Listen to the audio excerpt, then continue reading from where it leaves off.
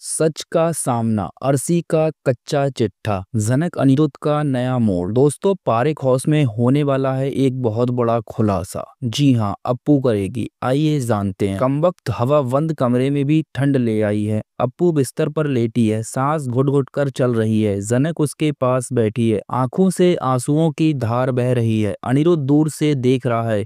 बाकी मेंबर्स लालन, मोहन, पराशर थोड़े परेशान और कंफ्यूज्ड। अरसी और सृष्टि एक कॉर्नर में खड़े हैं। अरसी कुछ ज्यादा ही कॉन्फिडेंट दिख रही है, जैसे सब कुछ उसके कंट्रोल में हो। दोस्तों, अप्पू कहती है बहुत ही ज्यादा कमजोर आवाज में, जनक के हाथ पकड़कर, जनक सुन सुन, मुझे अब और वक्त नहीं है, तुझे कुछ जरूरी बताना है। और खांसते हुए कहती है, एक ऐसा राज जो मैंने सालों तक छुपा कर रखा।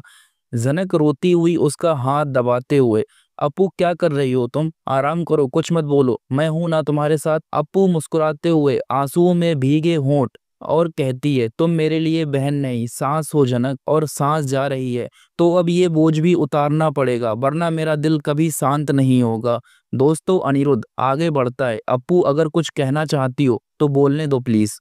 अप्पू आंखों से अनिरुद्ध को देखती है, उसके चेहरे पे पिघलते हुए विश्वास का दर्द।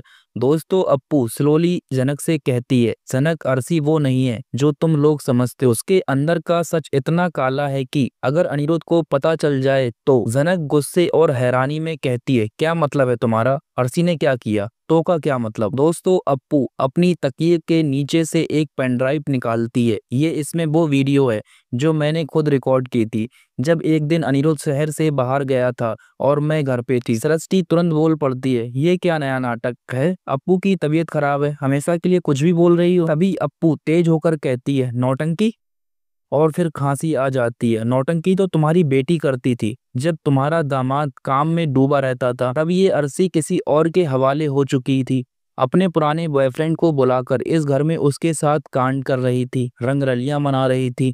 जनक और अनिरुद्ध एक साथ कहते हैं, क्या? अपू उठती है और कहती है, हाँ, अपने बेडरूम में मैंने खुद देखा और रिकॉर्ड भी किया, बस कह नहीं पाई क्योंकि अनिरुद्ध का दिल नहीं तोड़ना चाहती थी, उसकी दुनिया नहीं उजाड़ना चाहती थी। दोस्तों, मून जो अरसी और अनिरुद्ध की बेटी है, वो शौक में आ जाती है और अप्पू कंटिन्यू करती है नरमी से, मैंने सोचा था अरसी बदल जाएगी, पर वो तो और बड़ी धोखेबाज निकली, और जब वो प्रेग्नेंट हुई तब मैंने सब समझ लिया कि वो बच्चा सिर्फ अनिरुद्ध का नहीं, उस आदमी का भी है।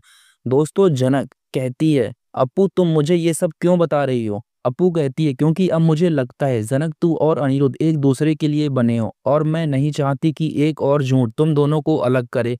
ले जा इस वीडियो को और सबके सामने चला दे, अरसी को उसके झूठ का असली आईना दिखा दे। अप्पू रुके हुए दम से, और एक बात, जनक तेरी माँ जिंदा है।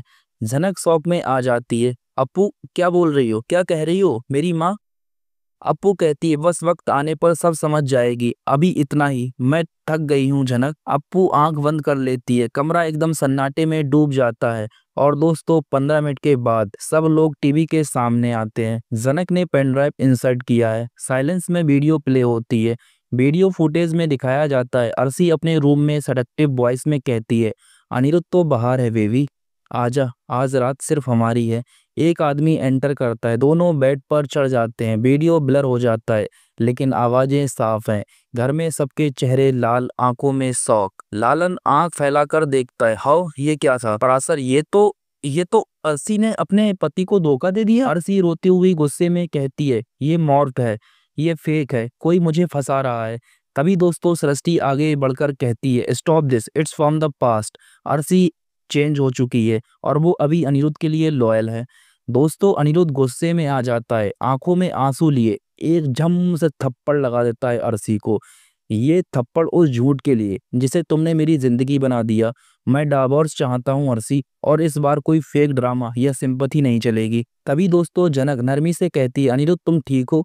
अनिरुद्ध जनक की आंखों में देखता है, मैं तभी ठीक हो सकता हूँ जब तुम मेरे साथ हो जनक। अप्पू की दूर से आवाज आती है, बहुत धीरे से, जनक भाई तेरा सच्चा साथी है, अनिरुद्ध को इस बार मत छोड़ना। तो दोस्तों, अब ये कहानी तो एक अलग ही लेवल पर पहुंच चुकी है, क्योंकि किसी के काले सच का पर्दा फाश हो चुका है। और अब क्या जनक देगी अनिरुद्ध को एक और मौका? क्या अरसी जेल जाएगी या माँ के इमोशनल नाटक से बचेगी? और कौन है जनक की असली माँ? मतलब जो जिंदा है वो कौन है? देखिए अगला धमाकेदार एपिसोड सिर्फ यहीं पर।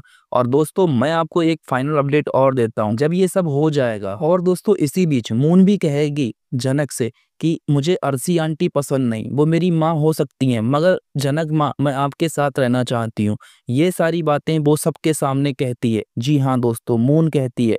और अनिरुद्ध नहीं चाहता कि हालांकि अर्सी ने इतना बड़ा कांड किया हो, वो अपनी बेटी से जुदा होना नहीं चाहता, इसीलिए वो साथ ही साथ अर्सी को डाइवोर्स तो देगा ही देगा, लेकिन मून के लिए कोर्ट में कस्टडी केस भी फाइल कर देगा ताकि मून की कस्टडी जनक और अनिरुद्ध के पास ही रहे। तो दोस्तों आगे क्या होगा ये तो समय बताएगा।